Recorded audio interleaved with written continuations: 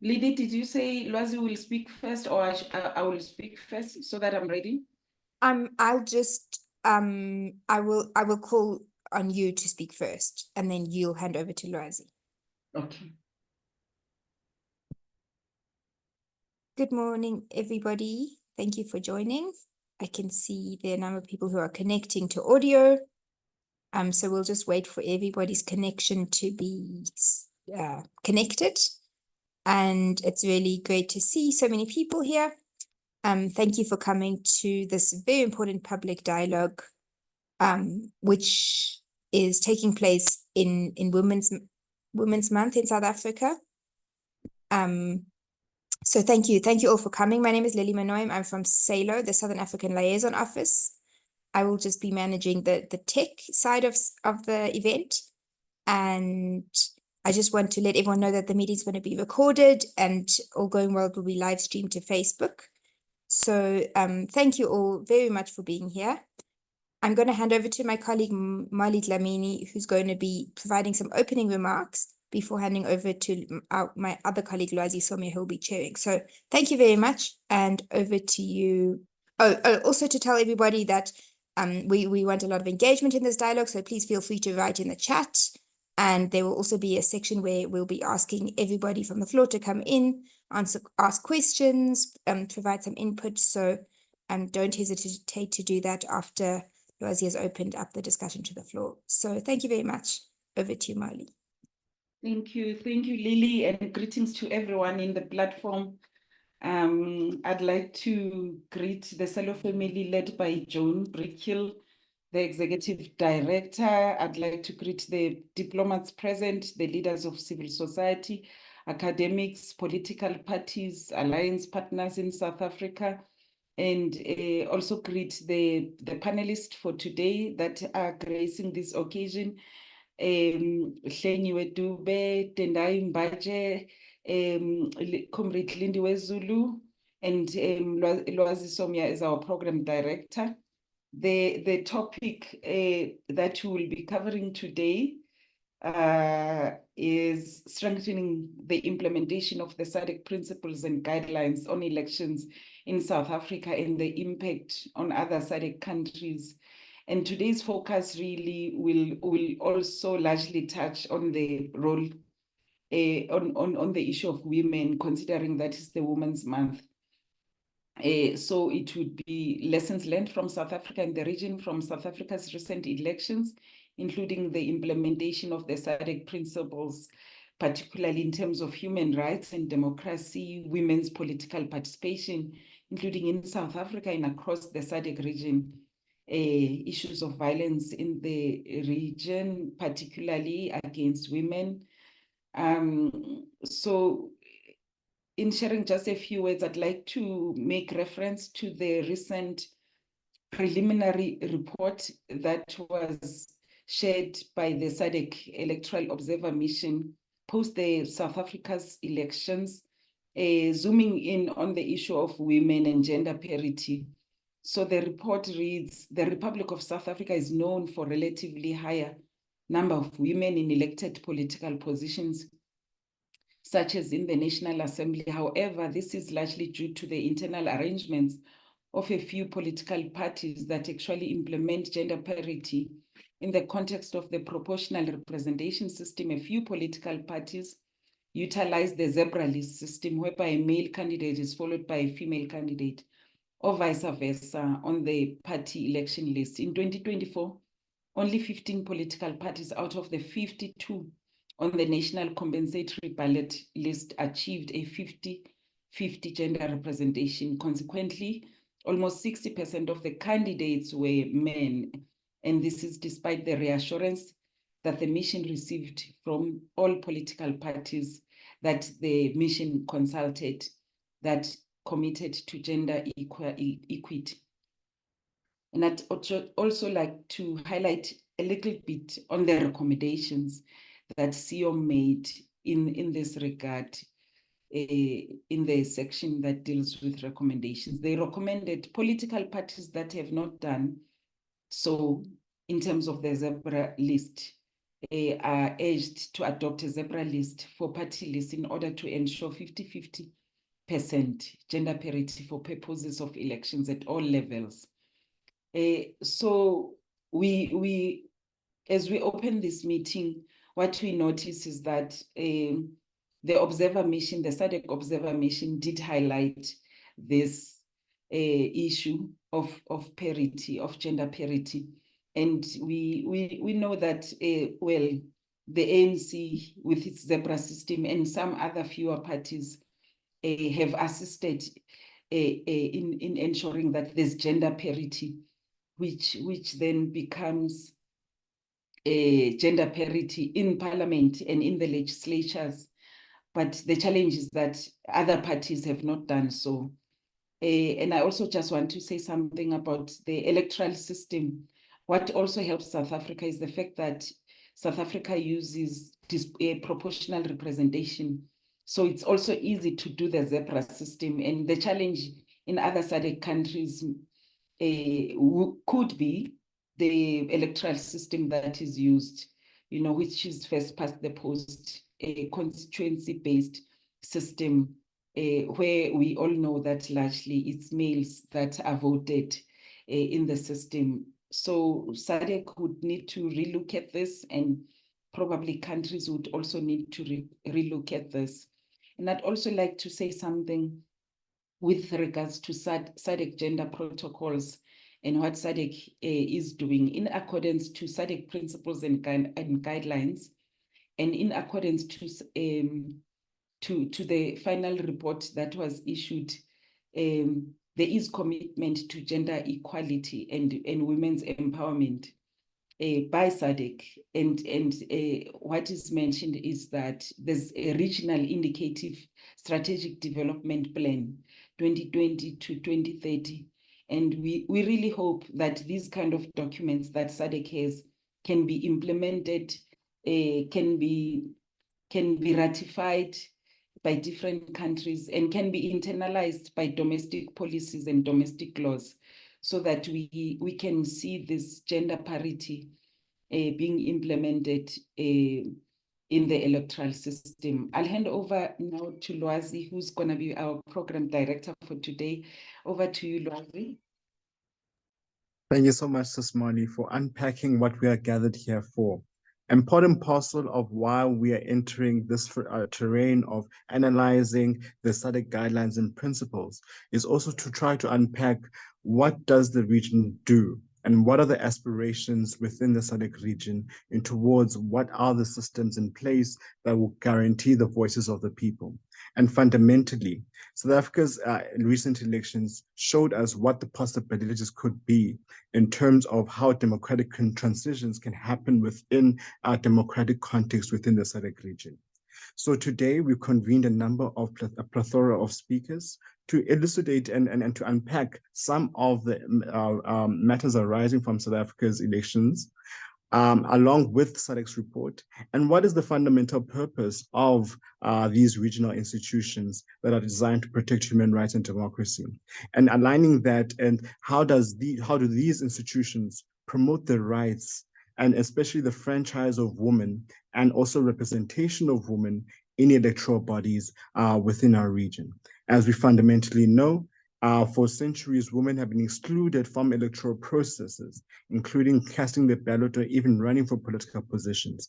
As SADC now transcends into this new arena of trying to redefine itself beyond the settler colonial bounds that are highly patriarchal, misogynistic in nature, how do we now convene a regional community that takes into cognizance the need for not only representation of women, but adding voice and content towards those voices. So I would like to start off with our first speaker, Tendai Mbanje, to please unpack what is this when we talk about the SADC principles and guidelines? What do we mean? How did South Africa fare in terms of the SUAM, SADC Electoral Observer Mission reports? And what are the potential impacts in your analysis did South Africa's recent electoral process have in projection towards the rest of the region? Over to you, Tendai. I understand you won't have your video on and due to the situation there, but you may proceed with your audio. Over to you, Tendai.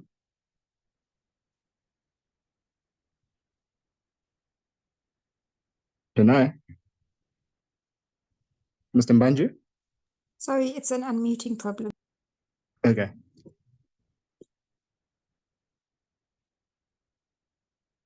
You wait for him to unmute and then to come on. Can you hear me? Loud and clear. Over to you. Thank you, Lwazi.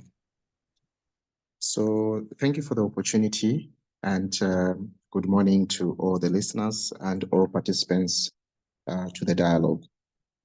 The SADC guidelines are a very important instrument that we have in the SADC region insofar as the conduct of democratic elections is concerned. So the topic today that we're deliberating on is on strengthening the implementation of SADC principles and guidelines on elections in South Africa and the impact thereof on SADC countries.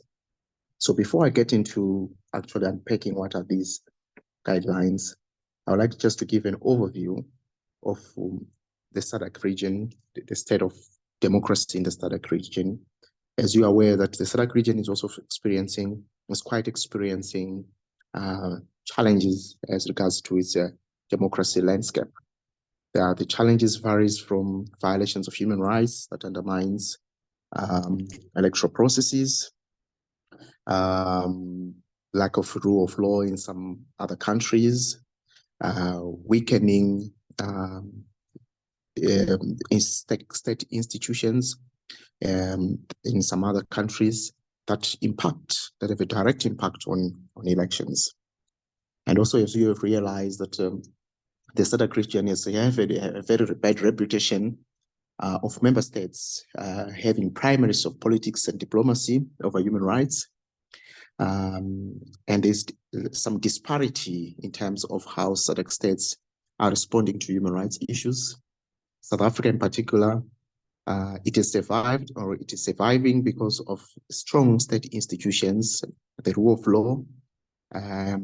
Other member states, such as Eswatini, Zimbabwe, the DRC, to mention a few, they are experiencing some challenges in terms of the human rights space. The SADC summit that was just recently held in Zimbabwe exposed some of those challenges in terms of human rights.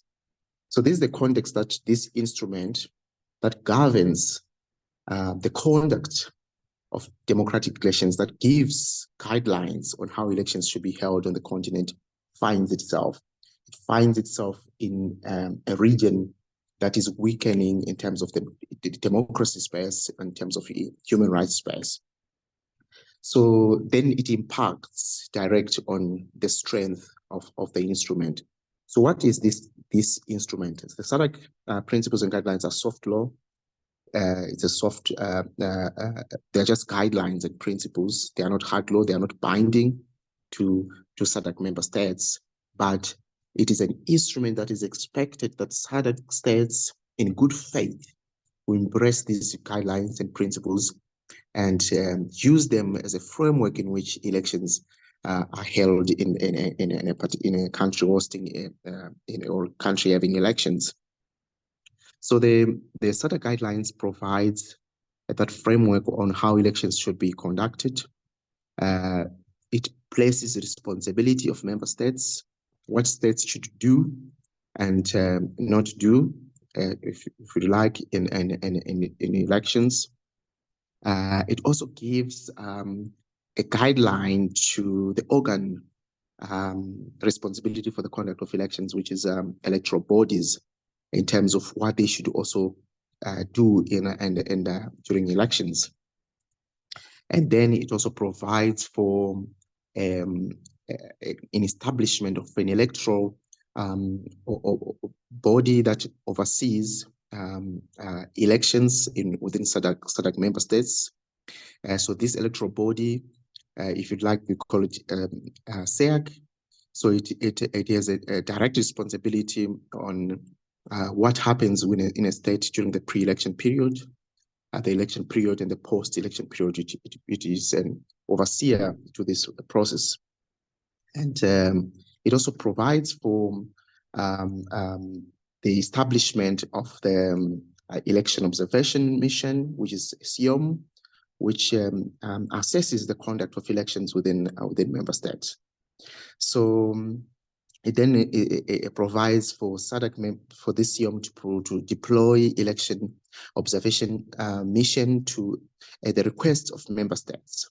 So it also places emphasis on the sovereignty of the state holding election, and then it gives it also gives then some framework on the conduct of this mission when it arrives in a particular state holding election.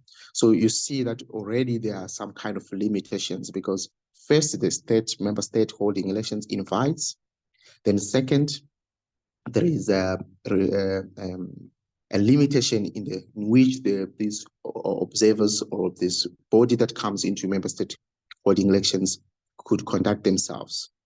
And then it also provides for the guidelines provides for how this mission could observe and report.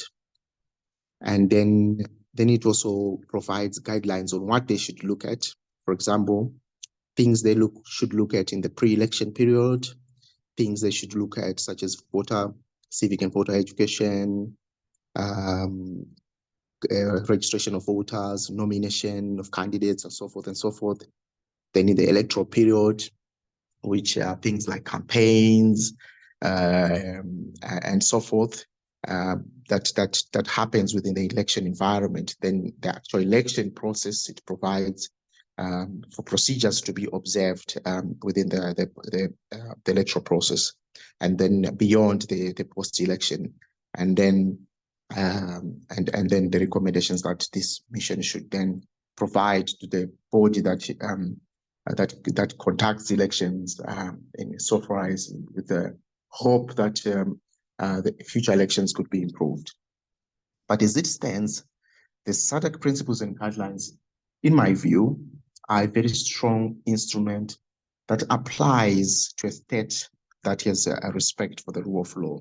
And in the context of South Africa, from my analysis, the Independent Electoral Commission of South Africa, to a greater extent, was complied or was guided by the principles and guidelines on elections, as it were.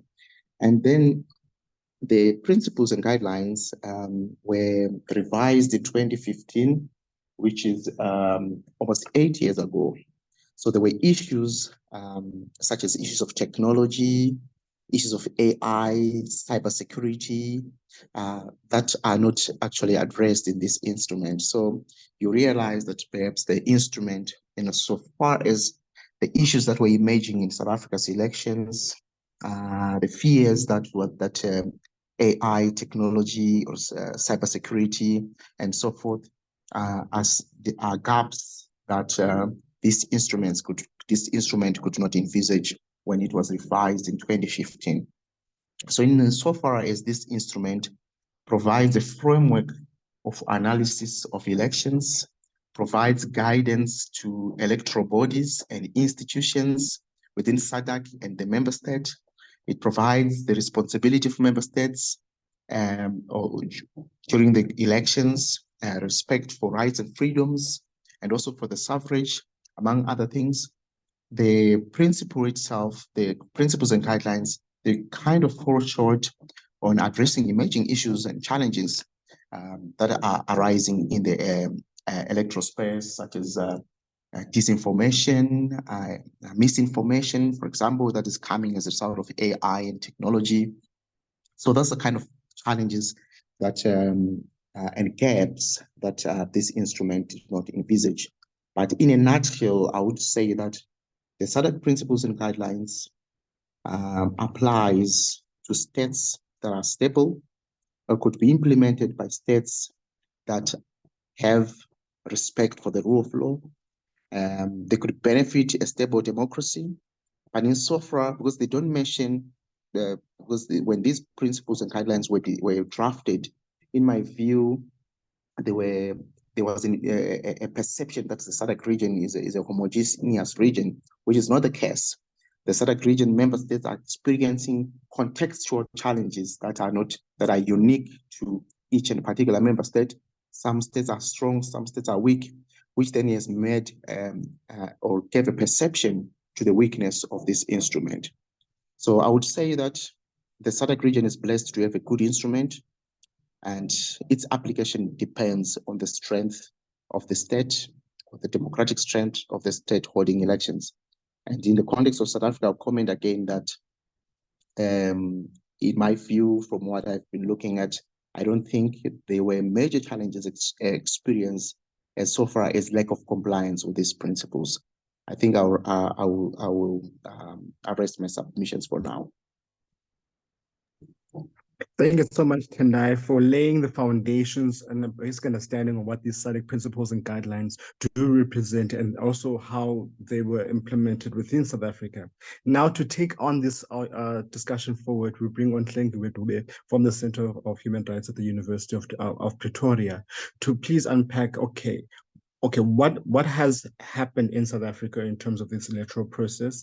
What can be translated and lessons learned from South Africa's experience? But also, what other lessons can we take from other areas of the region in terms of the implementation and strengthening of the implementation of the SADC principles and guidelines?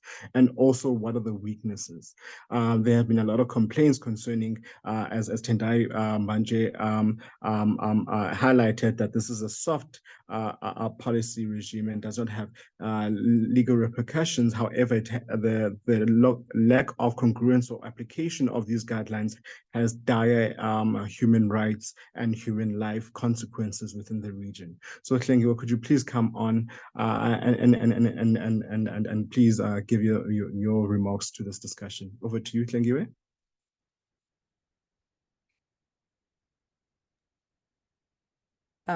Hello, can you hear me?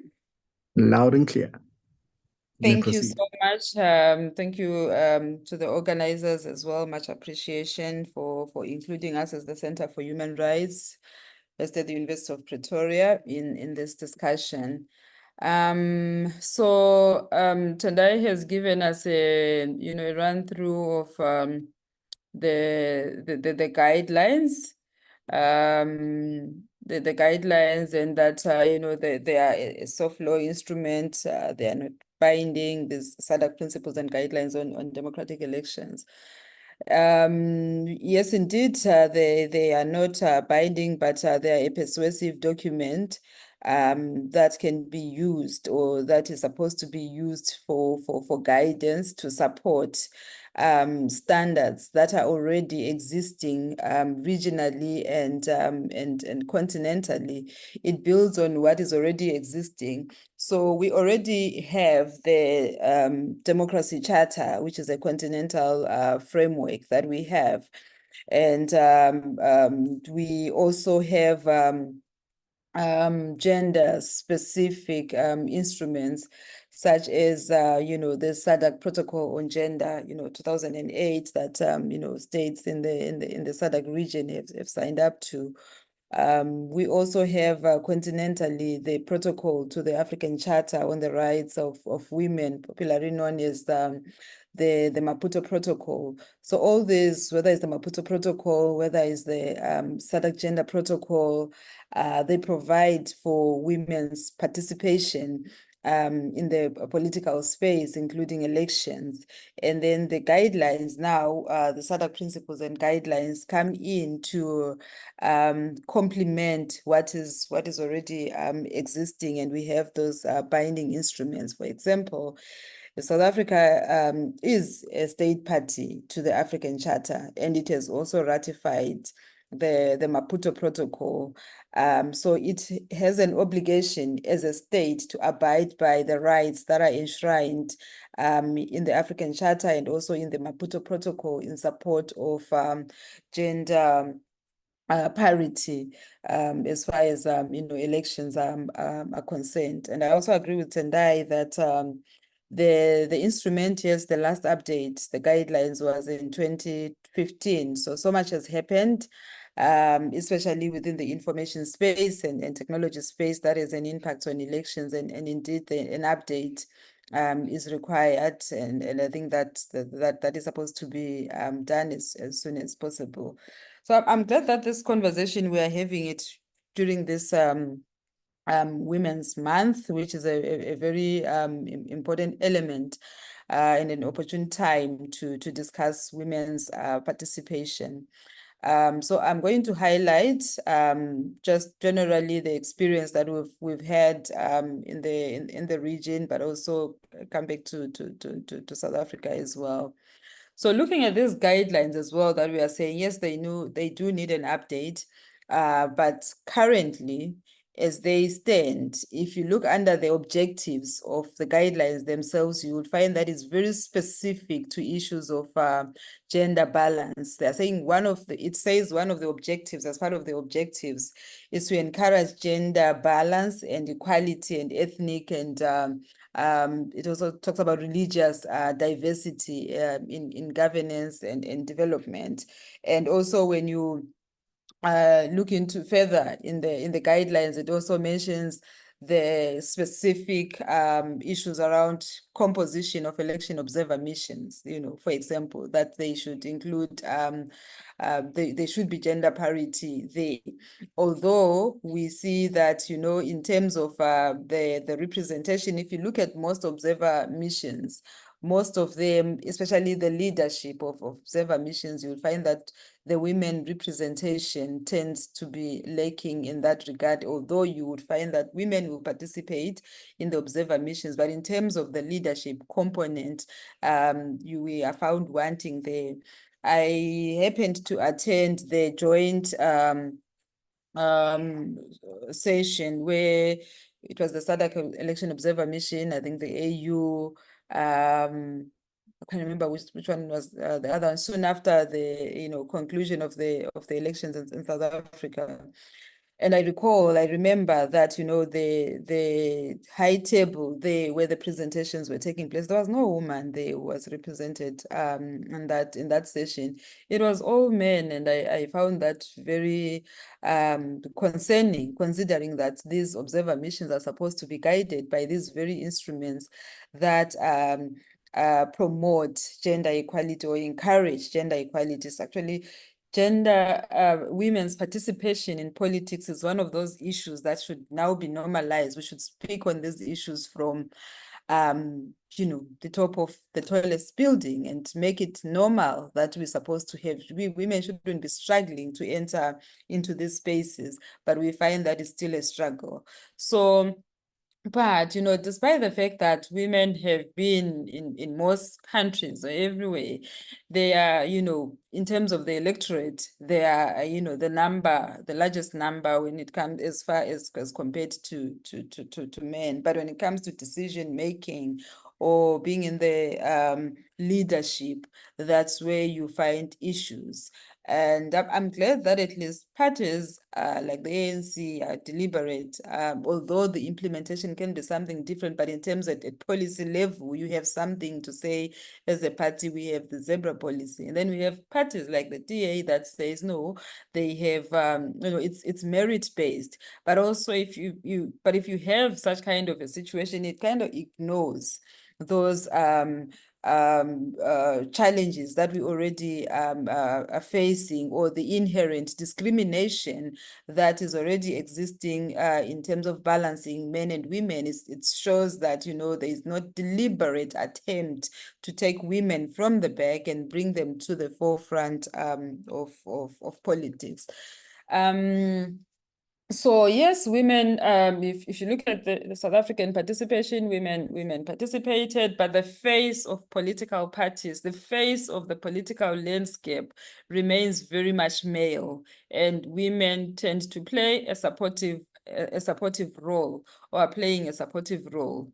That's one issue that we need to continuously highlight, that although there's an improvement from, let's say, from 1994, and you look at women's participation now, it has increased, but we are still not where we want women to be as far as leadership is concerned. So I'm mindful of the time. I've only been given, I think, 7 minutes. Maybe I've used almost all of it. I wanted to talk about information rights. In the media, the talk of elections and governance issues, the voices, do we have female voices? Do we have women's voices?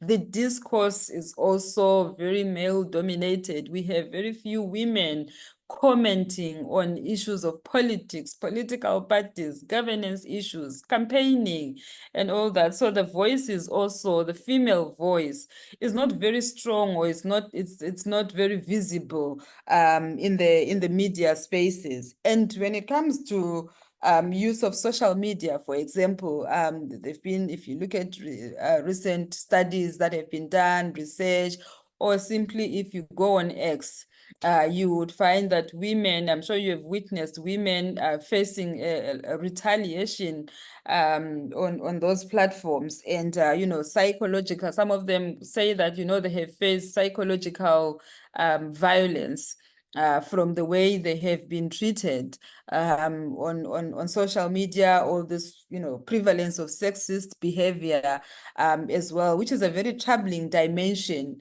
of gender-based violence in politics. And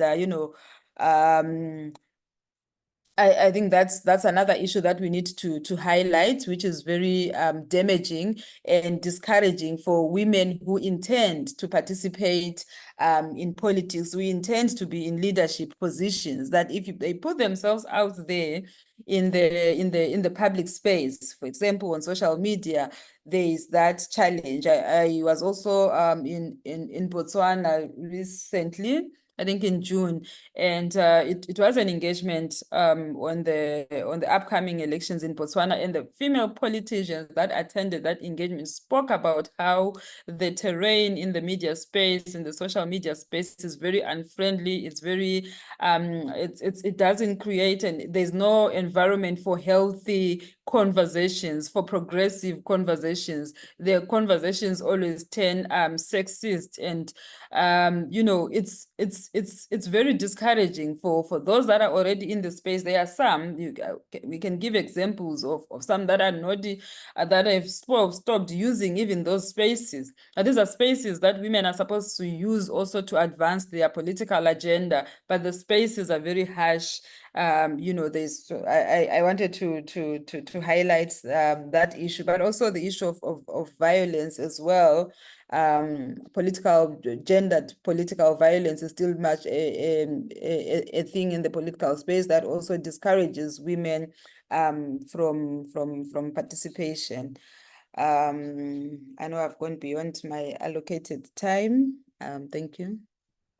Thank you so much, Lengiwe, and your inputs are very, very important, especially highlighting the new terrains that another iteration of the SADC principles and guidelines we need to look at, and that's partly the new arena of digital technologies, social media governance, and how that space has become a new arena of repression, of perpetuating patriarchal and misogynistic views, and perpetuating homophobic and anti-human rights sentiment, especially within the political space. And in doing so, SADC will also be able to respond to the digital space that is currently emerging, and not be reacting as we have seen some governments as a means of controlling the digital space, merely choosing to shutting down the internet, as we have seen in a number of countries throughout the continent.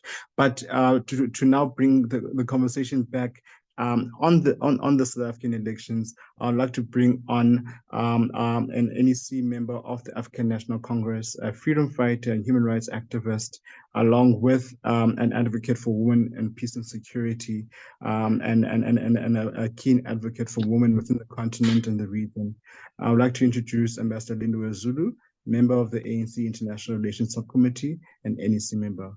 Ambassador Zulu, we've heard the conversations happening by our two experts on both the South African elections and general the state of women in relation to electoral periods within the region. I would like for you to give us your inputs towards this discussion, and how can we now plug in these various area pressure points towards building a more comprehensive SADC principles and guidelines that is not only protectionist of women, but also empowers them to attain electoral positions and create greater representation within the SADC and the continental line at large, in line with the aspirations of the treaty. I'd like to hand over to you, Ambassador Zulu. Thank you very much, Lwazi, for the opportunity, and may I just upfront thank SALO for the invitation, and also thank the women who are participating here today. Molly, it's a pleasure to see you here, and also Hlengiwe, thank you very much for being here, but all the women who are on the platform, and I say so because we are celebrating Women's Month in South Africa, and we are celebrating it in a very different environment post-elections that gave us the kind of results that then pushed us into the government of national unity. And I think that for those who have been following, we've been looking at the role of women, even in the space where decisions were made that we are going into a government of national unity. What is the meaning of the government of national unity? What are the guidelines for the government of national unity? I must say that from an ANC perspective, the women have continued to participate even before the elections. I mean, the women of the African National Congress have always been in the forefront when it comes to elections, when it comes to campaigning, when it comes to ensuring that we face the people on the ground when we're doing the campaigns. Most of our volunteers, for those who follow us, would realize that the majority of those who are campaigning, who are on the ground, are women. It is women that face sometimes the anger of the communities when they complain about service delivery, and when they complain about government not stepping up, or when also they celebrate what government has been able to do for them. So as we celebrate August month, I do think that it's important for us to continue strengthening and strengthening the environment and creating an environment which is conducive for women to speak. Hlengiwe speaks about the media terrain being very hostile, and I can attest to that, because most of the time as women, depending on the political party you belong to, if the mood is very high against your own organization, let me just make an example, if it is against the African National Congress. So when you go to the media to go and defend the positions of the ANC, and you not only just go to defend the positions, but also you're encouraging us to open up the space for women to speak. Many a times it is like we are very aggressive, and yet we are not aggressive. We are just responding to the situation. Going back to the elections, I'll just take 2 minutes and say that first and foremost, South Africa in the 30 years of its democracy has had its elections religiously. We've never jumped the calendar for elections, and government and all political parties, we prepare for upcoming elections, and we, as government in particular, including the institution that has to ensure that we have free, fair elections, which is the IEC, we prepare long before the elections happen. But what I think is important for me is the fact that we've never missed the calendar for elections. Religiously, every 5 years, the elections take place. But I think because building institutions of democracy is not an event, it is a journey. It continues to be a journey for South Africa to strengthen the institutions that govern elections. And therefore, the guidelines that we are talking about here have been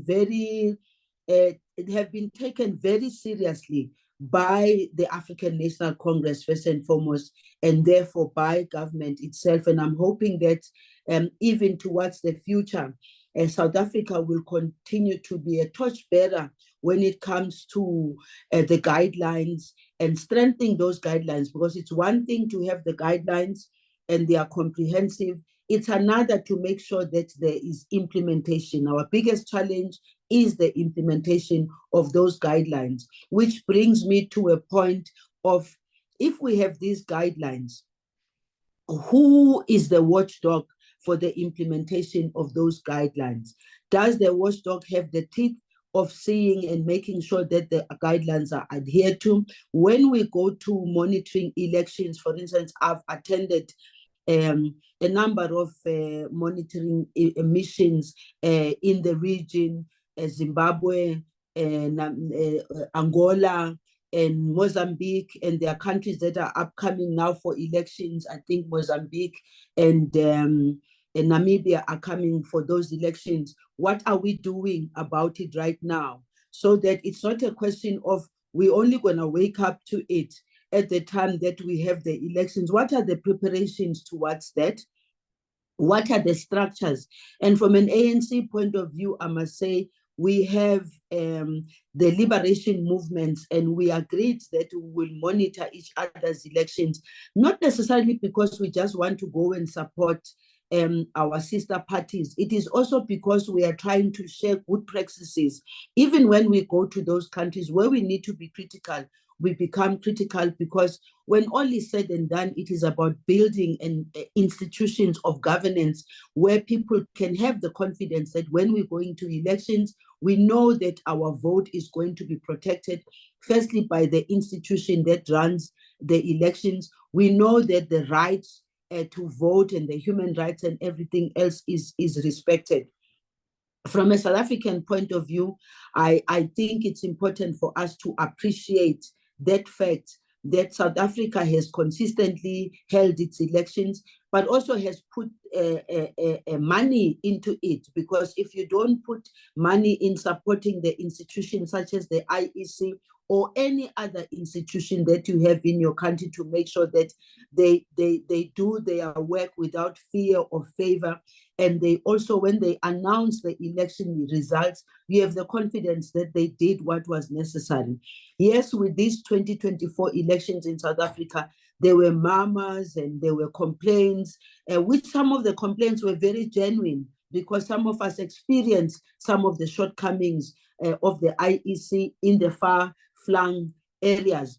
And the IEC also brought a lot of new people, and in particular young people, which is good.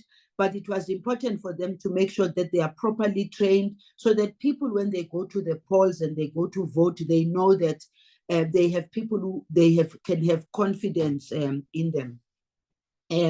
I think what is also very important when you look at the instruments that we are talking about, the biggest challenge is the monitoring and evaluation. The biggest challenge is, when do we start doing the monitoring and evaluation? When do we put systems of ensuring that the SADC guidelines or all the other instruments that, for instance, Hlengiwe spoke to, which are related to the SADC region and also to the continent, when do we put our heads together and say, this is the system that we are going to be using in going and monitoring the elections? The elections in Namibia and Mozambique are soon going to be coming.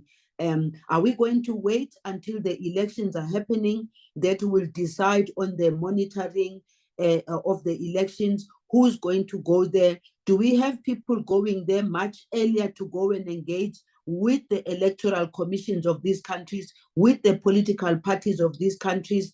Do we strengthen, and do we also have organizations? And when I talk about organization, I'm talking about people-centered organizations, grassroots democratic organizations that we can engage with. Because in my experience, for instance, of monitoring elections, I can make the example in Zimbabwe. many a times we would go there way later, and then when we want to engage with some of these grassroots organizations, it will be very difficult to do so because the environment is not conducive even for those meetings. At the same time, we are made to feel, no, but you coming here to monitor the elections, you're not coming here to interfere with our own systems and all, and yet the systems is what would either be enabling or not enabling. So my biggest point really is, one, South Africa, we have respected the SADC guidelines. Two, we have made sure that our elections are free, fair, and the people are assisted to make sure that their vote is protected. Three, we have created a conducive environment for people to be able to go and vote. But as I said earlier on, it is not an event, it is a journey. Our own systems, even though since we've had our elections being declared free and fair, there has been some challenges in there. It is still a responsibility for the government of South Africa to continue strengthening those institutions so that people can have institutional recourse.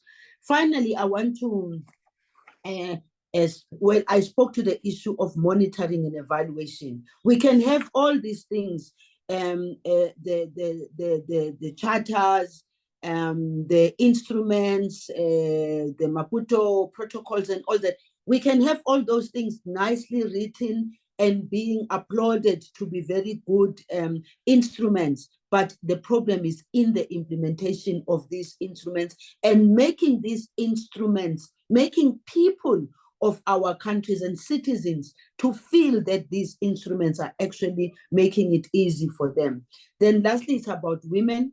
And I think that as we are celebrating Women's Month, I do want to say that the ANC in particular has been committed to women's empowerment. I mean, the history of ensuring that women are able to participate, and the zebra that you were speaking about, it's not easy, I can tell you. If anyone thinks you see the women that are in parliament, no, even for the ANC, it was easy to just get those women there. It's not easy. It is a struggle that I say it is a struggle that must continue. So it is a struggle that has to be carried out, not in isolation. You can't have South African women feeling very comfortable about themselves, saying, oh, we are now being recognized, we are now in parliament, we wouldn't be bothered about the rest of the women in the region. It is the unity of purpose and the unity of women in the region to share the best practices, to share their own experiences, to see, for instance, how do we deal with the issues of gender equality? How do we deal with women empowerment? How do we deal with creating a conducive environment? How do we create a conducive environment for the girl child?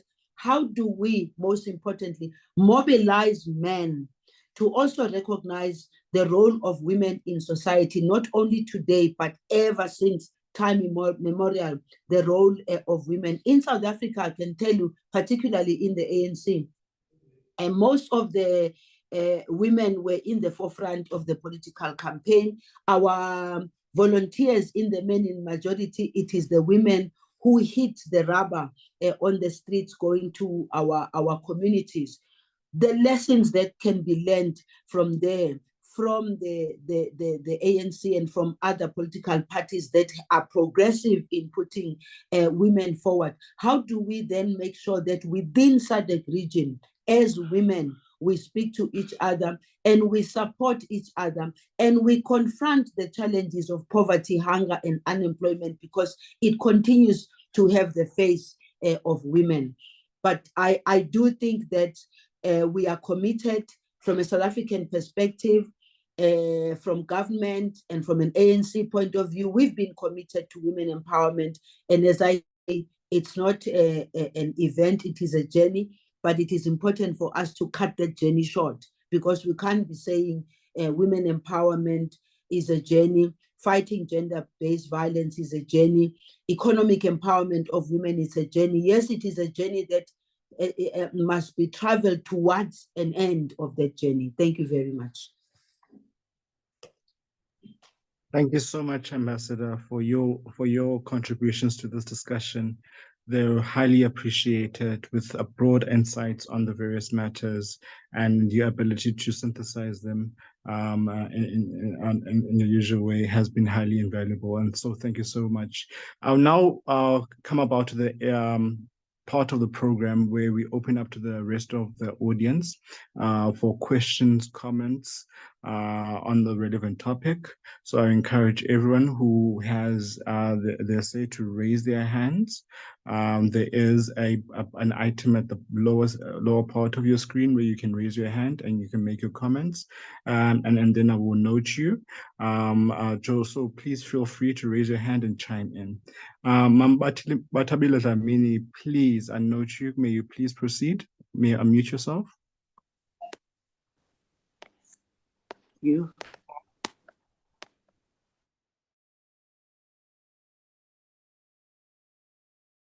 You may proceed, Mama.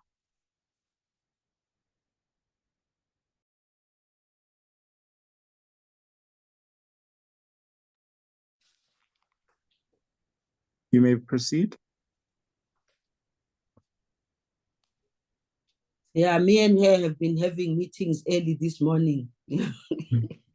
I hope she can be able to connect because we were in a meeting earlier and she was properly connected. I'm not sure what's happening now. Yeah. We'll try again. In Mambata.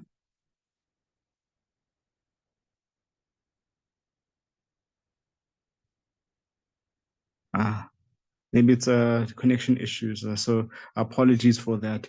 But we'll also continue to hold hands for four people to come in and chime into and contribute to this discussion.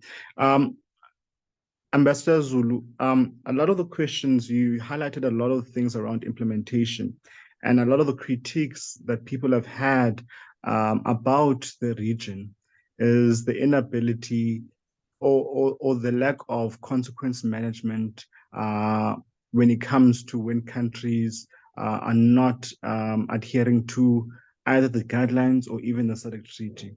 For example, the electoral system within Swaziland is incongruent towards what the guidelines set out to be, what the elections are to be within the region. So part of the questions that people have been raising, how do we now governize a new initiative of revitalizing SADC and revitalizing this region and creating those consequence management mechanisms to ensure that people really feel that the region works for them? I'm going to lay that question to you, Ambassador Zulu. And there are other questions, and I don't know whether you want to respond first or wait for the other questions to come in, because we have Betty Makupu who has their hand up. Betty? Thank you, Lwazi. My name is Betty Makupu. I'm sure you can hear me. Loud and clear. Thank you, sir. Well, like our former minister, Comrade Lindy, spoke very well about participation of women on the ground. Actually, the elections in South Africa, mainly women are on the ground. Women, they go door to door, they go to all the organizations, to churches, to all other institutions that you can find on the ground. But at the end of the day, when the male comrades and other women, when they come together, they don't consider women as leaders. My concern is that women are not considered as great leaders in our country. For me, it is a big, big challenge. For an example, Comrade Lindishi and Comrade Bata, those are the women who were on the forefront as our leaders, teaching us a lot in terms of how to run a branch, how to lead women, how to empower women. Hence, you find women are on the ground. So my submission here is that when election comes, when these protocols on these charters are being discussed and be implemented, they need to make sure that women must get the majority in terms of representation at the parliament. Thank you very much, Lwazi. Thank you so much, Betty. Mam Toko, over to you.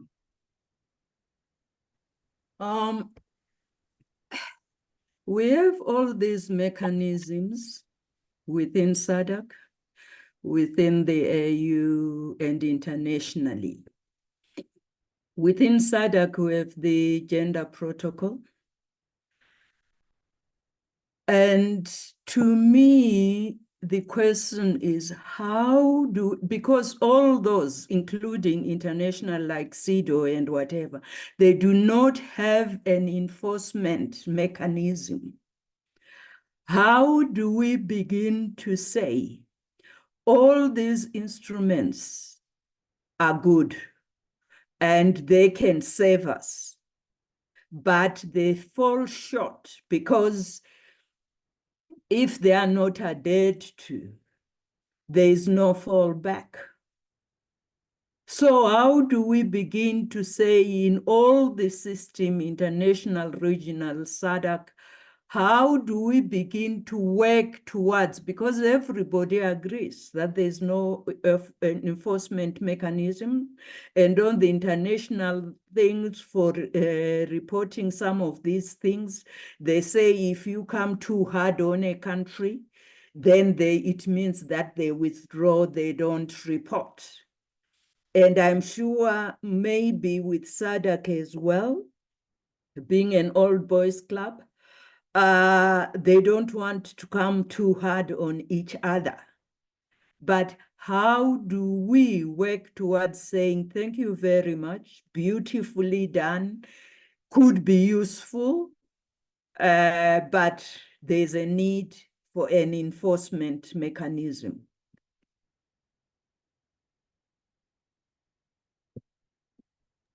Thank you so much, Mam Toko. Mamba Terry Dlamini, over to you. Sorry about that earlier. I don't I don't know, Lwazi, what is wrong with my gadget, but I'm not going to open the video. Thank No you very problem, much. Thank you very much for this engagement. And I would also like to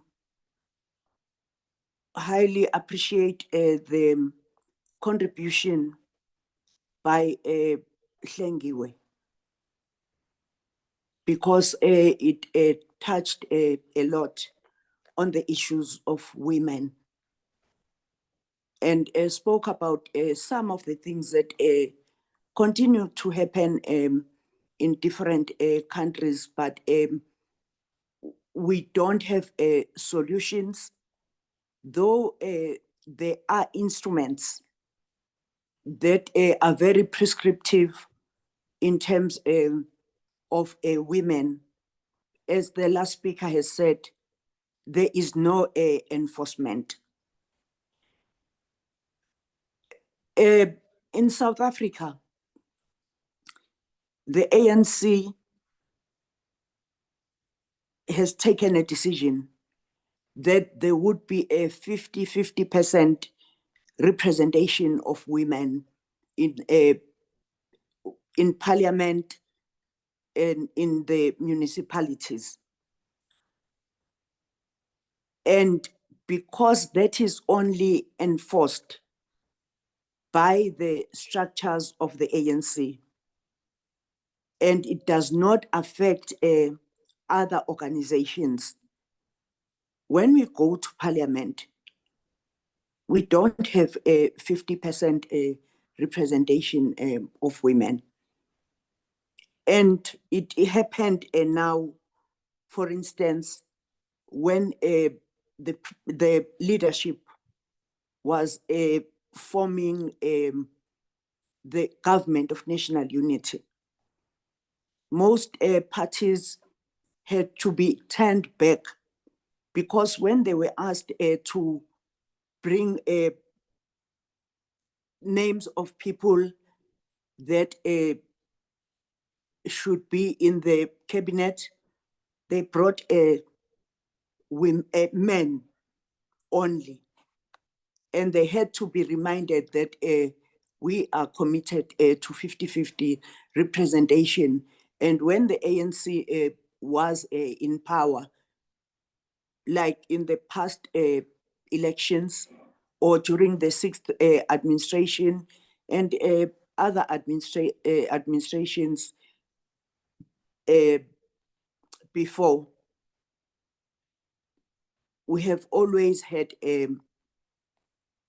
the gradual increase of women, even in the cabinet. The past cabinet, it was 50% representation of women, and it was only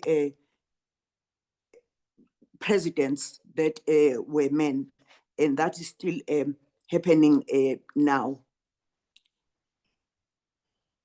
So we need to find a way of ensuring that there is enforcement of 50-50 and other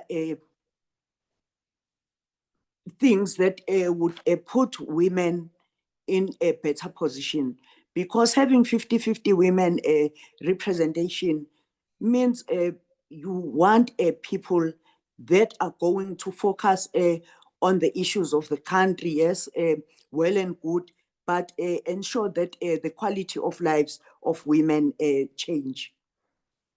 But other things that are now beginning to happen. Previously, the IEC used to train citizens about voting. And this year we had many presidential candidates, and there was no training. And how do we ensure that the IEC, as the institution that is supposed to be driving elections, trains people? Because we also had a lot of spoiled ballots in the last elections, and that is proof to that people do not understand voting. I think Comrade Lindy has spoken about observing other countries, but also that should be paired with inter-country collaboration, so that we share best practices and lessons learned from other countries, so that we don't repeat the same mistakes. And that we also need to ensure that we have robust mechanisms for monitoring elections. And during the recent elections in South Africa, there was a time when there was a blackout whilst there was counting, and that created high levels of mistrust. And people kept on asking, why did this happen? Because it happened for the first time. And how do we ensure that it does not happen again? And how do we ensure that the IEC uses new technology that is understandable, that will not create a mistrust amongst the citizens of South Africa? And capacity building, firstly, of election bodies, because it doesn't mean that the IEC understands everything. So we need to find a way of capacity building, and more particularly because you go to the station and find out that they are using only 2 ballots, when you've been taught in your organization that there are 3 ballots. And the people that end up not voting for the 3rd ballot lose their right, because voting is a right. So also the training of the institutions and the people they employ and just openness about how the elections are run is very, very important. There was also confusion, new parties thinking that there were ballot boxes that were put or hidden in some places so that the ANC could go and have one person voting for everyone. They did not even know about the basic things that you do when you prepare for the election, that you are not going to wake up on the same day of election and transport the material to different areas. So it's very important to empower the nation, empower people that are at the helm of the elections, as well as those that they have employed to do their work. Thank you very much, Chairperson. Thank you so much, Mama, for unpacking the various layers that they need to be looked at, especially concerning elections, not only in South Africa, but broadly within the region, and the impact that this has had on women. And we have seen these trends emerge within the region, where male politicians simply push aside women, especially when elections are highly contested. We saw over the last 30 years, the ANC was able to garner sufficient gender balance and parity on the basis of its electoral dominance. But currently, as you've highlighted, during this GNU arrangement, the ANC is unable to leverage upon its electoral might to create a gender parity. But then what does that mean for the region? When these men, when the elections are highly contested, as we have seen throughout many countries within the regions, such as Namibia coming in, South Africa, even in Zimbabwe, when situations of highly contested elections, women are always placed aside for the interests of the men. And this is something that we need to look into, and particularly how now, when we reform the SADC principles and guidelines as a region, how do we have these consequence or enforcement mechanism become a reality, so that heads of state and government realize the seriousness of these issues?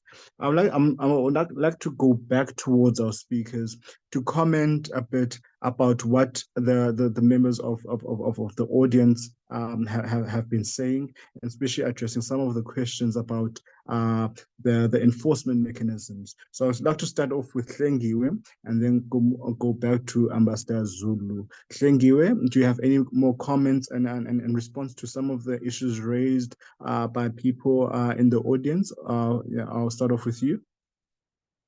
Thank you so much. Yes, I do have comments.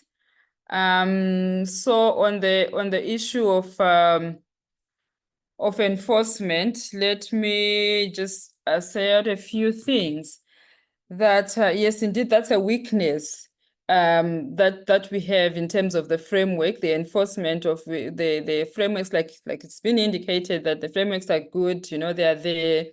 But how do we ensure that they actually not just implemented, but effectively implemented?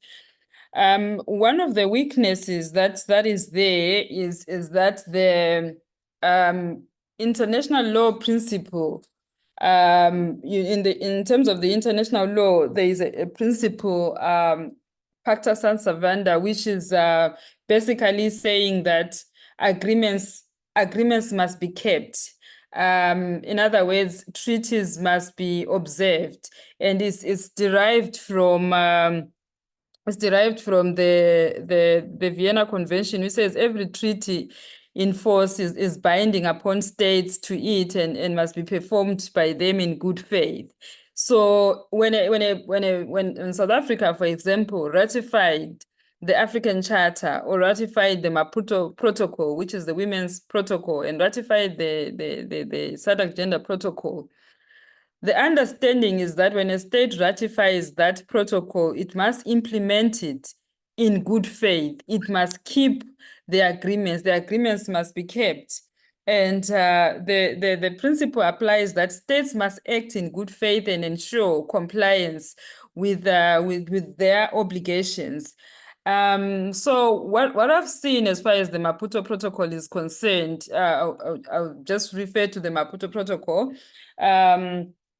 South Africa is a state party to that protocol, and because it's a protocol to the African Charter. Every time South Africa reports on the African Charter, there is an addendum, or not an addendum, but a part of the report that specifically looks into the Maputo Protocol, where South Africa then says, in terms of the Maputo Protocol, this is what we've done, and these are the challenges that we are facing, and there are recommendations. As we speak now, there are recommendations that have been issued by the African Commission that the state is supposed to implement or to work towards implementing. So that's at least the mechanism that is in place as far as the Maputo Protocol is concerned, that it's in that way. But the onus is on the state itself to effectively implement what they have agreed on, because they look at a treaty is adopted, whether it's at regional level or sub-regional level, and the state looks into that treaty, and they see that it is in their best interest to ratify the treaty. And when they ratify the treaty, they're making a commitment. So it then left up to them as well to ensure that what they have committed to is actually implemented. They take measures, because that's exactly what those treaties say, that if you ratify this, if you sign up to this, what you are going to do is to take measures, specific measures, to ensure that you do what this treaty is essentially saying. So as the duty bearer, how do you then ensure that the rights holders enjoy those rights, enjoy the rights to political participation, which they should enjoy? So states should actually be at the forefront of taking up measures based on the treaty that they signed in good faith and implement it in good faith. We can talk about regional cooperation. Regional cooperation is good, sharing experiences, encouraging each other, but at the level, the government itself should be taking measures to ensure that what they signed up is domesticated and effectively implemented. I want to talk about the issue of women in leadership, and I think it's a good thing that we have women were playing a role in campaigning, at the grassroots and all that. That is a good initiative. That's a good point, but I think it will be much better to have women rising through the ranks as we get to the level where the senior comrades are retiring. Do we have among political parties, for example, a system of mentorship of young women to ensure that they pass on the baton to the next generation of young women, so that the movement which they started, the gains which they are talking about right now, they are going to be sustained? What mechanisms are there in political parties so that what the senior comrades achieved, or what they're witnessing right now? How do we ensure that there's sustainability? Women need that kind of mentorship. Women need to see avenues, or have avenues of how to go up the ladder as far as politics is concerned, or how to take advantage of us, or how to accept politics as not just a men's issue, but a politics as something that can be done by whether you are a man, whether you are a woman. That it's something that one can enter into regardless of who they are. So that's another issue. And I wanted to highlight also one of when I spoke to colleagues in Botswana, the women in politics, when I asked some of them whether they will be participating in the running in the upcoming elections, a number of them said they were not because of financial reasons. So the politics of party finance or political finance also makes it very difficult for women also to actively participate, because politics needs money, and some women who might actually desire to be in those spaces find it difficult because of the financial muscle that is required and they don't have. Yes, the legal mechanisms, I see there is a point, legal mechanisms can be strengthened and all that, but there is need for political will to take the actual steps of implementation and ensure that those steps are realized. Thank you very much. Thank you so much, Lingio, for your contribution and those responses, especially concerning the aspects around how women politics and now money becomes an issue. South Africa recently implemented the political party funding bill, and there have been interesting takeouts from the reports generated by the IEC and the various commissioners concerning the various funding of political parties stemming from these elections. And we also realize that there's a lack of grassroots funding for political parties, and that has also come in where business now plays a role in the political processes, further exacerbating the situation where business interests take priority above the interests of not only citizens but also women and the youth in particular. So thank you, Lingio, for those contributions. Ambassador Zulu, you've heard some of the comments and questions. Do you have what would your response would be towards this, especially considering now there's a situation where some citizens within the region feel aggrieved that the region has these protocols and treaties, however, they do not see them as part of their lived reality, especially concerning women and the potential political ambitions within this region. We've seen the South African situation where the ANC, along with breakaways of the ANC, adopting the 50% minimum 50% women representation. However, we don't see that being taken up by political parties within the country. How do we now convince other political parties to adopt this progressive stance, which is envisioned within our constitution? But also, how do we now ensure that greater representation and possibly seeing a woman president in the next electoral cycle being a possibility? Over to you, Ambassador. Thank you very much for that, and I wish to thank all the women that have contributed here. I think the first and most important issue that was raised is about consequence management for countries that do not implement, and yet they have ascended to the protocols that we are talking about, number one. Number two, for me, it's also about consistency among ourselves as women. As I indicated earlier on, it is about us uniting. It is about us supporting each other. It is about looking out for each other. And just a simple example, Comrade Batabile and I are not in government, but we remain members of the National Executive Committee of the ANC. So we use that platform as the voice for women. We use that platform to push for ANC in government to make sure that it adheres to these protocols and also it implements these protocols. As I said, it is a journey. It is not easy. I can tell you, we have to consistently raise the issues. We have to consistently watch out for women's issues.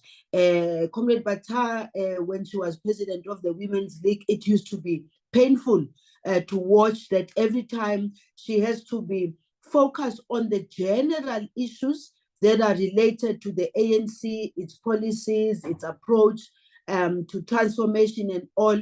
At the same time, she had to carry this thing of having to raise women's issues all the time.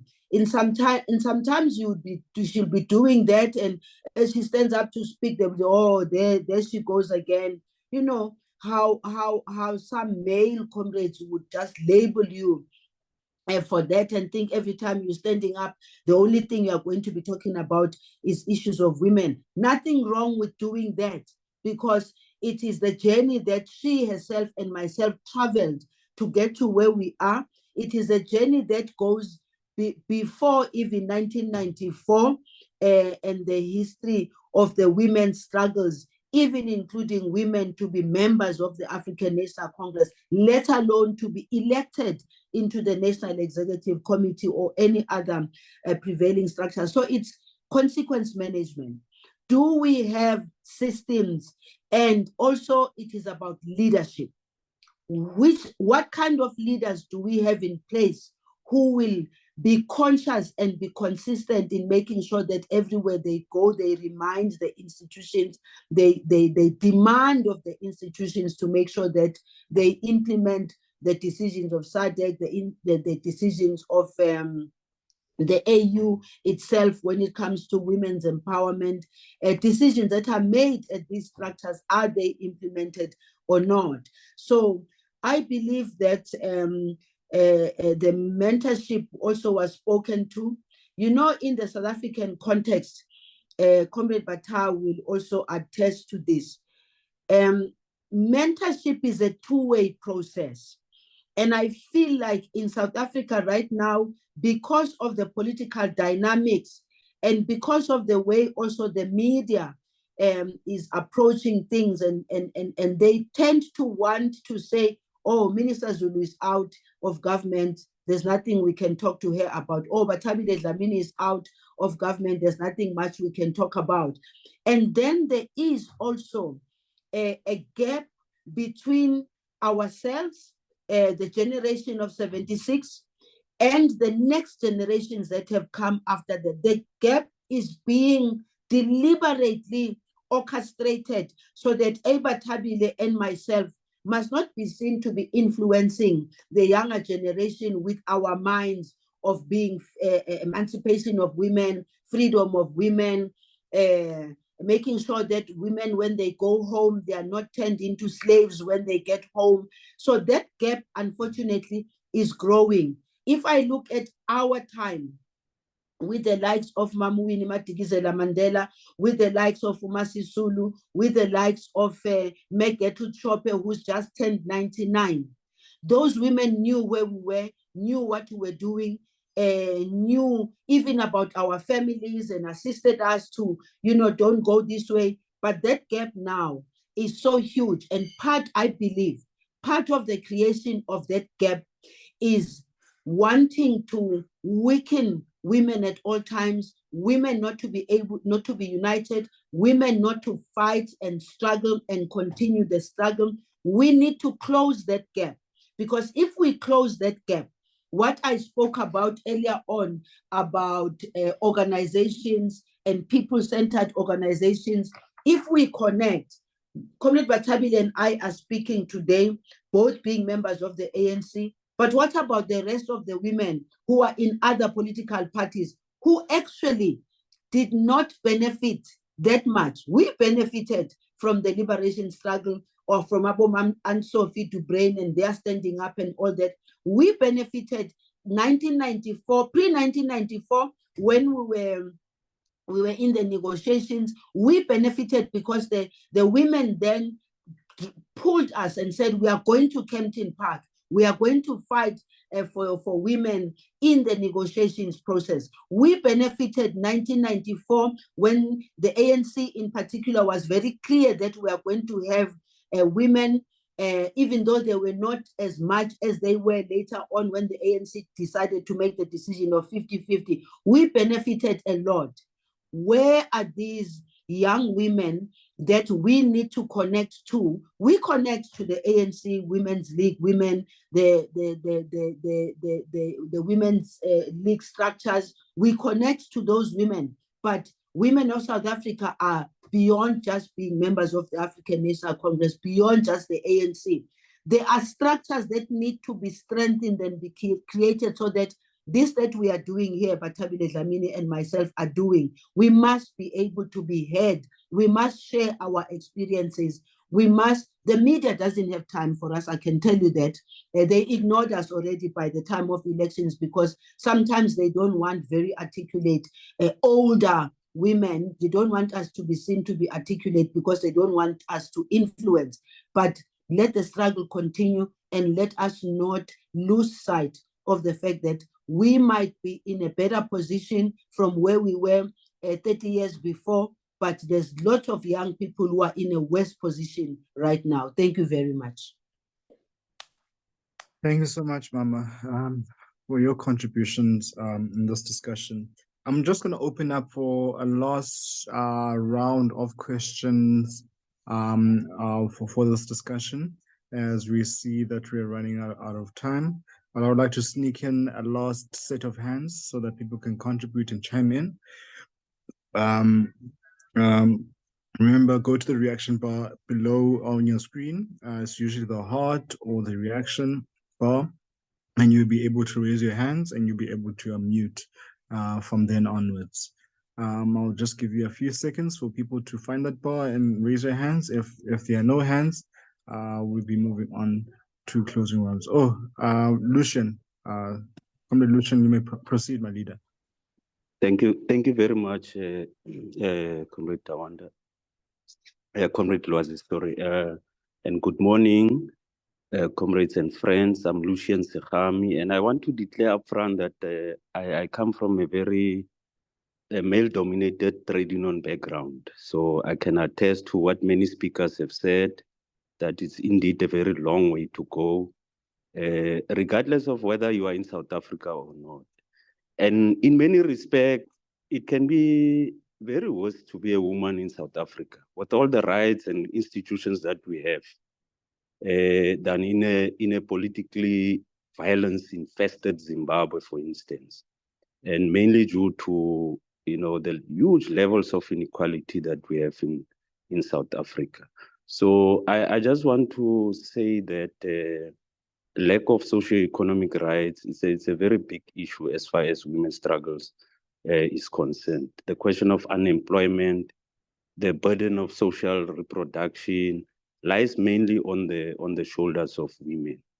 The men in the Reserve Bank, whenever they speak English, that we must target inflation, they forget that recently the HSRC report says there's an increase in food insecurity in South Africa. And we know that the burden of that will be shouldered by women. So I think there is no concurrence. And I think the dialogue about women in the region is so backward and shallow and doesn't go to the root cause of this abhorrent gender situation that we have. And that brings me to my second point and main point, that although women are what we have mentioned, I think it's also important to underline women are divided into various social classes. The working women, they have nothing in common with women who own everything, the wealth of this country. So I think sometimes it's important to make that distinction and not always club all women together. We need to speak to specific needs of working women as well. Oppenheimer's wife cannot compare to a Molly Dlamini, a John Brickhill, a Tlengiwe, Batabile, Lindiwe Zulu. Oppenheimer's wife is very dangerous to all of them and their basic human, material, and cultural needs.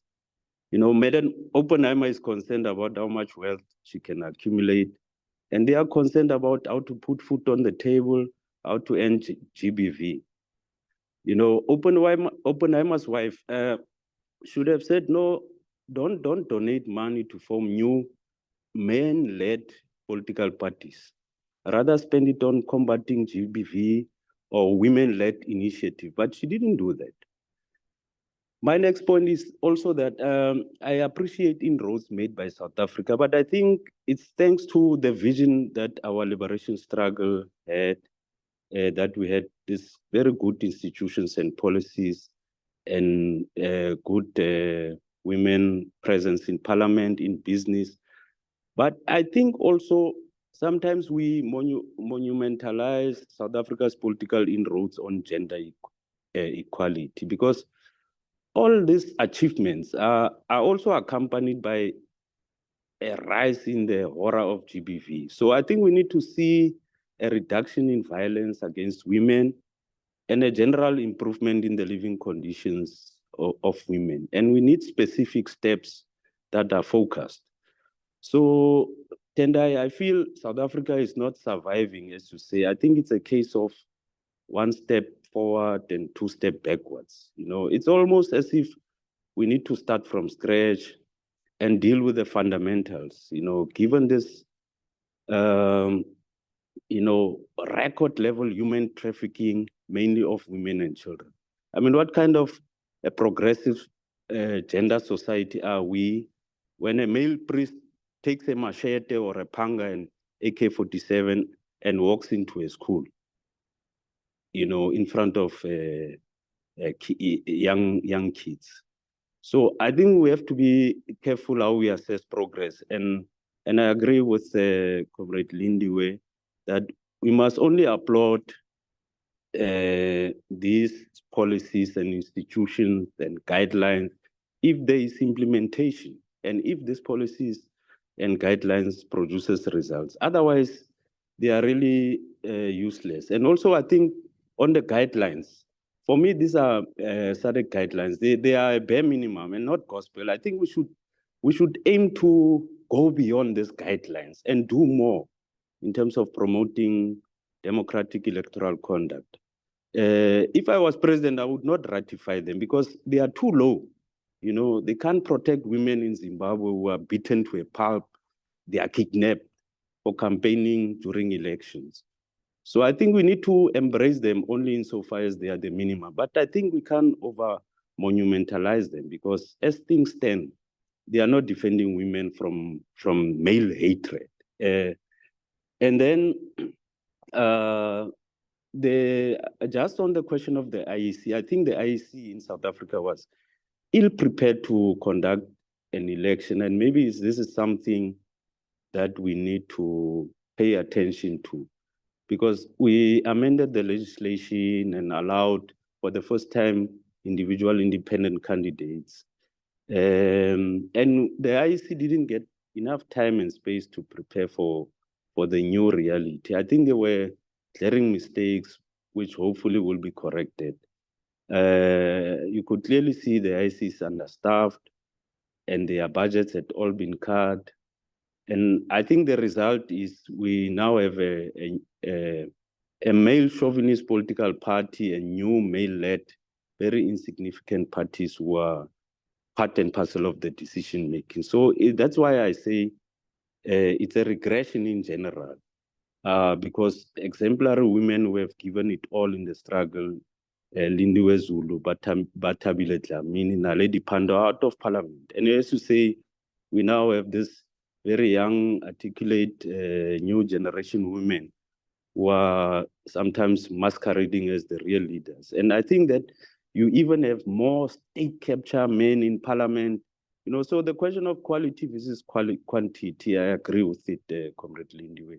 I think the ANC should ask itself serious questions about regressions, and not just of the ANC, because we are the guardian of the entire South African democracy about women representation in parliament. And as my last word, I just want to share, I have Kurdish comrades who taught me that women are the proletariat of the 21st century. And I think we ignore them at our own peril. Thank you, Comrade Lwazi. Thank you, Comrade Lucian, for your remarks. I would like to hand over to Comrade Munjodzi Mutandiri. Comrade Munjodzi. Thanks, Comrade Lwazi. I think that Comrade Lucian covered me, so I'll be very, very brief. But I just want to concur with him that, I think across the region, the level of regression in terms of democratic development seem to be really worrying. But more worrying for me is the response by those that have power, particularly at the SADC level. I think it's very correct that citizens across the region have been looking at SADC more and more with disdain, and as an organization that is incapable of responding to the challenges that this region is facing. And I think when reading the outcome of the SADC Heads of State Summits, you get to even worry more that this seem to be a group of leaders who have no clue of what they are trying to do or they might know exactly what they are trying to do, but they have no connection with the aspirations and the hopes of the people of this region, because some of the things they then issue out as communique are just worrying. But I wanted to pose a question to both Comrade Lindy and Tendai, and say, see, the hope around the SADC guidelines on elections in many a time has not really materialized into anything meaningful in terms of maybe the Zimbabwe election of 2008, when eventually we were able to get a government of national unity. And when the 2023 Zimbabwe election came out, besides, of course, what Tendai put out as what should happen, the shortfalls of the processes within SADC, that report was comprehensive, point for point, highlighting at what level the assessment was done. Is it using the national legal framework, the regional legal framework, the international standards? And you could relate to the logic of the report. But you then read the reports post the Zimbabwe report by what should be a consistent SADC observer mission, in my opinion. And you see the lack of details on the Swaziland report, and you ask yourself, was that report an anomaly? And that's what I want Comrade Lindy and Tendai to sort of touch on. And it ties into exactly what Comrade Lucian was saying, that they seem to be resistant to progress in the region, particularly lack of political will at the highest levels of power within the SADC SADC community in terms of the heads of state. But are we seeing a regression? And was the Zimbabwe report an anomaly in terms of election observer missions? Thank you so much, Munjozi. Any last questions before we move back to the panelists for their responses and closing remarks?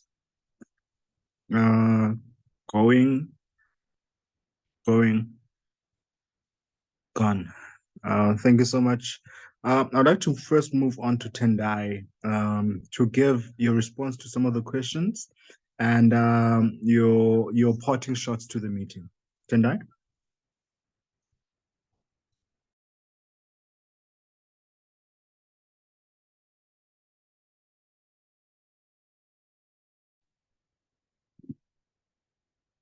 Thank you so much, moderator.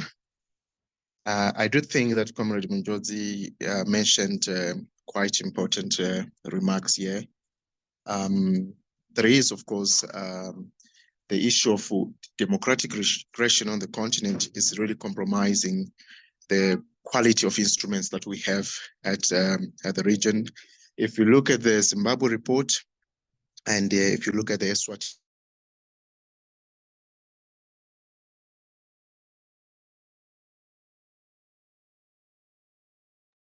Tendai?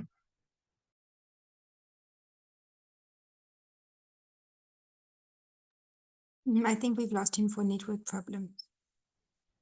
Oh, that's so unfortunate. We will allow him to come back once he reconnects. Tlengiwe, what would your response to some of the comments made be, along with your parting shots to the meeting, and what would you leave us behind with to consider as we go back to our organizations, governments, and civil society organizations? Over to you, Tlengiwe. Yes, thank you so much for the opportunity to have participated in this meeting. As we end, I just want to say that we can have these instruments in their different forms, many of them, and decorate our legal frameworks as beautiful as we can, strengthen them, amend them, But the most important thing, or the most important element, is implementing them. And actually bringing the framework, or bringing the standard, or the normative standard, to the ordinary person. Talking about the SADC protocol, or these guidelines, is, let's say, a political party, a political entity. How do they actualize it? How do they make it make sense to the ordinary party member, to the ordinary person? How does the government, for example, make sure that all the provisions to do with, let's say, women's political participation are things that can be understood beyond the legal language that is in that instrument? How do you actualize? How do you bring it to me as an ordinary person? How do you raise awareness so that we don't view these instruments as abstract, but we actually have a lived reality based on these instruments? The other issue that I wanted to say beyond the actual implementation is that, yes, at the ratification, I would disagree with the previous speaker that said if it were him, he would not ratify the instrument because the standard is low. I believe that they set a good example, they provide guidance, and it is upon the state to implement what is in the instruments and actually go beyond what is in the instruments, and create a higher standard based on the benchmark that has been set, or that would have been set by a particular instrument. Ratification is actually good. It's an intention, or it's an indication that the state is committed to this, but the most important thing is what it does beyond the ratification, which is a statement in its own to ratify a treaty. The other thing I wanted to highlight as we close is that I think there has to be a way of making politics a universal language, not a language that is mostly spoken by men. So finding ways on how to make it fashionable for women to talk about politics, to be in conversations about politics, because the leadership, political leadership, starts there. When you have the confidence to speak about governance issues, to speak about leadership, then you can aspire to be in those positions. But how do we, as a society, make it normal for women to be political leaders as well, in as much as it's normal for me? How do we make the political space women friendly or female friendly, so that the issue of the divide, the gender divide in the political spectrum is addressed? Yes, those are the issues that I wanted to raise as we close. Thank you so much. Thank you so much, Linguwe, for the depth of knowledge that you have shared with us during this discussion. It was highly invaluable, and we appreciate your contributions and reminding us that these protocols, treaties, and other instruments need to be workable and relatable to the people. They are futile in the eyes of the people as long as they do not have impacts in the lived realities of people. So thank you so much, Linguwe, for your contributions and to future discussions with you. Tendai, I understand that you are back. You were saying? Thank you, Lwazi. Yes. Over to you. Can you hear me now? We can hear you now. Yes, you may proceed. Okay. So the point that I was making is that I think the previous questions that were posed regarding the quality of election observation reports, like for instance, what we saw in Zimbabwe, the SADC report, it was quite on spot. It really articulated, it was quite objective in how the conduct of an election unfolded. But what we are constantly seeing is resistance from member states in terms of limiting the functions of election observations. The functions of election observations primarily, it's based on good faith. It's not something that is imposed. States have discretion to invite or not to invite. So we see that democracy regression is causing hesitance, especially in those states that are having a decline in democracy. They are hesitating. They are not willing to be scrutinized, which speaks to the quality of democracy that we have in the SADC region.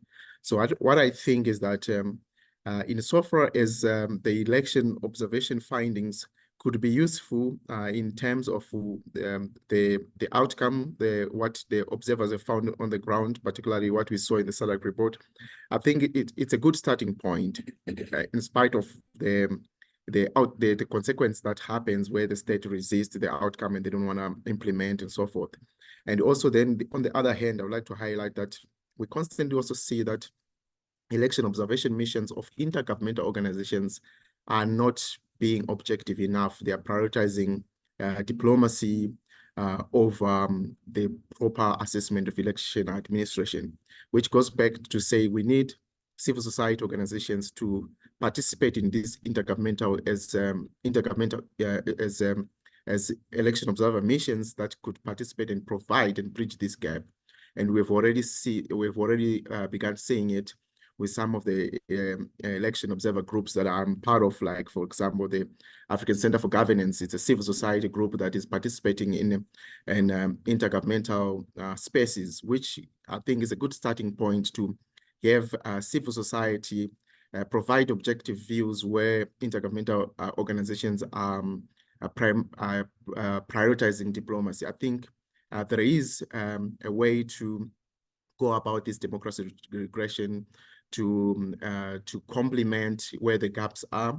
But I do think we have a long way to go as long as we have the kind of politics that we have in the region, which is resisting the instruments, which are, in my view, they're still good and they are quite futuristic and ideal for states that are stable insofar as their conduct of democracy. Thank you. Thank you so much, Tendai, for your expert observations concerning elections within the region, along with the regional instruments and what they mean in terms of reform and the role of civil society and engagements with these institutions and instruments.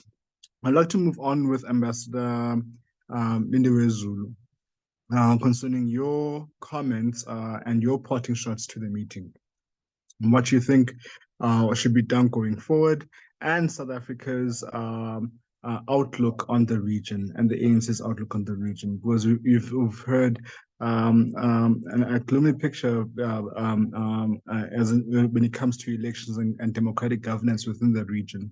But what would be your parting shots and message to not only citizens of the region, but particularly women seeking a better future and a better life within the SADC region? Over to you, Ambassador Zulu.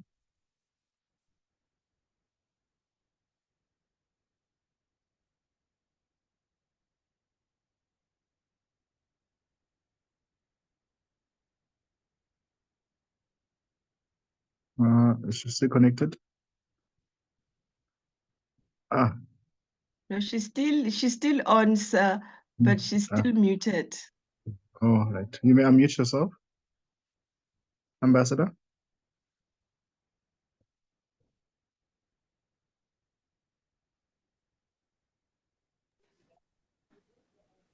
Yes, hello.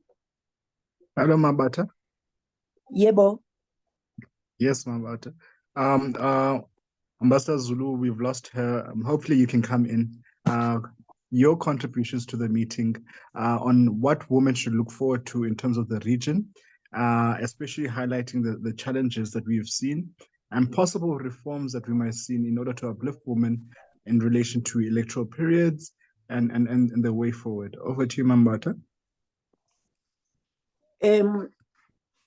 Firstly, I had okay, the contributions here are good and empowering, and also they sound very young, and I have learned a lot from young people.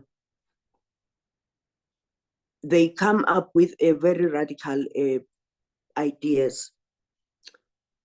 But one other thing that we must know is that women are not homogeneous. They are different. And when we choose amongst women, we must be able to identify women that are able to pass the knowledge to younger generations, and ensure that those younger generations have the capacity to carry other women. Because just occupying decision-making space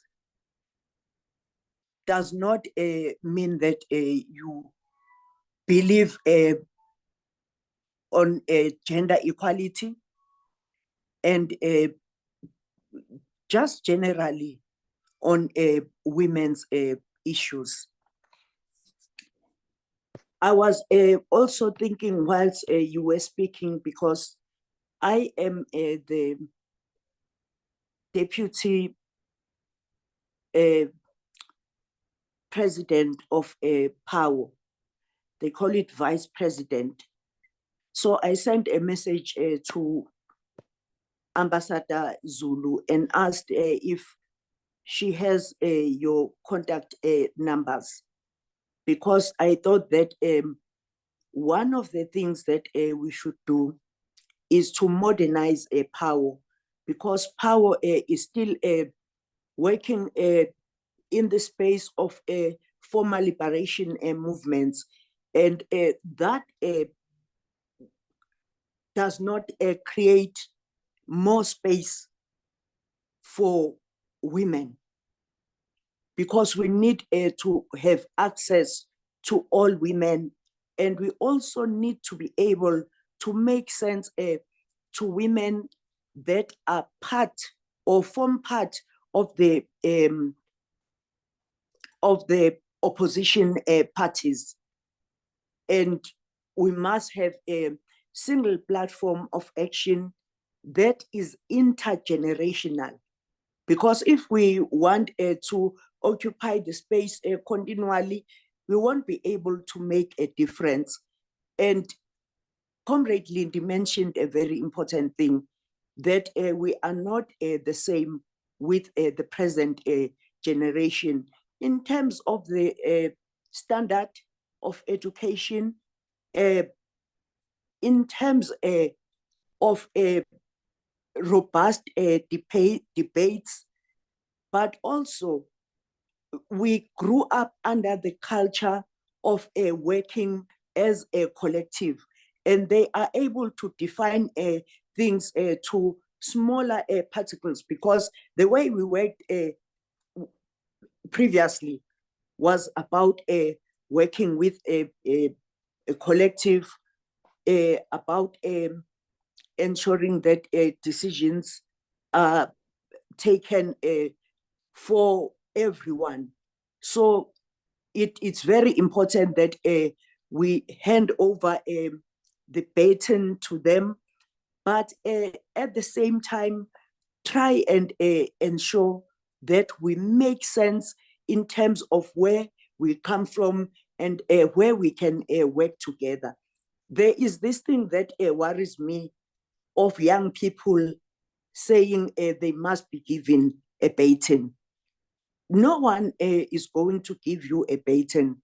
It's your work and your commitment, and you rise within any structure that you work within. But what makes things more easier is ensuring that there is legislation that does not need us to go and demonstrate and march, because the present generation can't fight for the things that we had achieved fighting for. So I must commit that we are going to invite you as POWER. POWER is a Pan-African women's organization. It's a continental organization, and we all have problems of elections and wars. Some countries still have wars. So your presence in POWER is going to make a huge difference, but also it's going to assist POWER to think about how we should ensure that younger women even occupy positions in power, so that we hand over the baton. Thank you very much. So much, Mambata, for your contributions and for POWER's work. And we've seen that young women from South Africa are also developing a young women's association within the continent. And we appreciate your advancement of women in peace and security and women's advocacy within the region and continent, because this work is very important. And I'd like to touch on another component we haven't touched on, and that's the role of women in the promotion of women. Because we as men are ultimately as the occupiers, the oppressors, and those ones who have created space, where we refuse to create space for others. One thing that we have to realize is that the development of our nation and our nations as a region and continent will not happen without the involvement of women. Our collective freedom and the struggle for justice and human rights that our forebears fought for was collectively with various women who sacrificed their lives, livelihoods, and futures for what we call now our democracies. As we have seen across the region, as men post-democracy and post-colonial societies have closed the democratic space and civil space, especially towards against women, we as younger men within this international community need to create a new cadre of masculinity, one that is not toxic, one that is inclusive, and one that takes into consideration the lived experiences of others.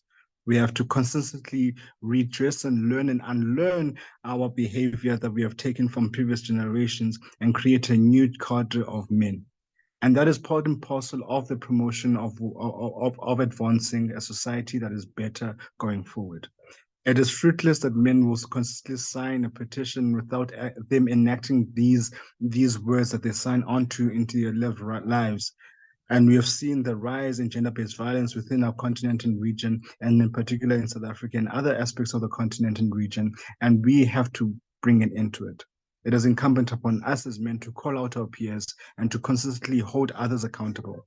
As much as we want the international community itself to hold those who are consistently committing genocide and other crimes against Palestinians and other communities across the international community, it is incumbent upon us as men to call out our peers and to ensure that women are lived to their full potential, and their lived reality is not that one of pain or violence going forward, especially not only in domestic settings, but also in political terrains. As we've seen more recently with the advances of social media, cyberbullying and abuse against women and queer folk and the LGBTI community has become a prominent feature even during election periods. So we must always remain vigilant and hold those who are committing these heinous crimes to account. I'd now like to move on towards Ambassador Lindiwe Zulu. Let me check if you're still on, Ambassador Lindiwe Zulu. Are you on?